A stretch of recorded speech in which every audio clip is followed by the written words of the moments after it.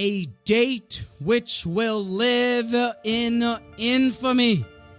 When the Miraglim, when the spies return home from their reconnaissance mission, holding in their hands words of Lashon Hara about the Eretz HaKodesh, a damning report upon the holiest land on planet Earth.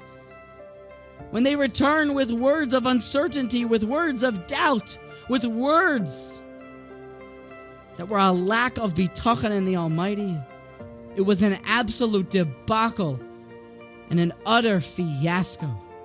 It condemned this generation to death in the wilderness. They were not to be privy to the almighty takeover. And on which date did all of this transpire? It was none other than that notorious day of Tisha Ba'av, the 9th of Av, a date that has been nothing but torture and pain and a thorn in the sides of the Jewish people throughout our history. And it seems like all of it could have been prevented if one opportunity would have been taken advantage of. Rashi says that it is not a coincidence, the end of last week's Parsha and the beginning of our Parsha. The juxtaposition of Miriam's Lashon Hara about her brother and the subsequent episode of the spies' Lashon Hara about Eretz Yisrael teaches us, says the Medrash in Tanchuma, and Rashi brings it that Rishoim halalu, these wicked ones, the spies, Ra'u velo Laka Mussar. They saw what happens when somebody speaks Lashon Hara and they didn't take the lesson. Ra'u velo Laka Mussar, they didn't take Mussar.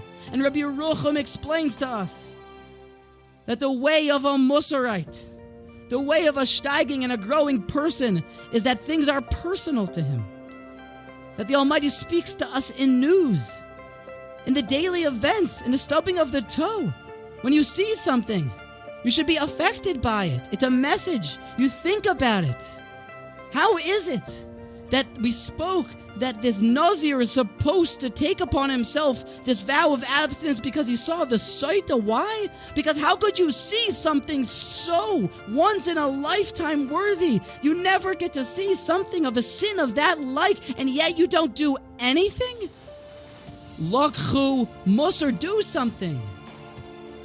It seems like if a person hears about a war in Ukraine, should say, Hashem's talking to me. Perhaps I should do something. I should be better. I should daven a bit harder. And perhaps if these Miraglim would have taken the lesson, if they would have seen what happens when one says Lashon Hara, perhaps there would be no Tisha Ba'av to speak of. It would be a day of Simcha maybe. Who knows? Ra'u v'lo Laka Mussar was the opportunity that they had to take the Mussar and to spare the Jewish people and all of the future pain. When you read this Parsha, when you witness the events that were about to transpire and it all could have been prevented, you can't help but scream. Look what happens. And even though Miriam said Lashon Hara upon a live object, a person, and yet they said Lashon Hara upon an inanimate object, and perhaps that's not a prohibition.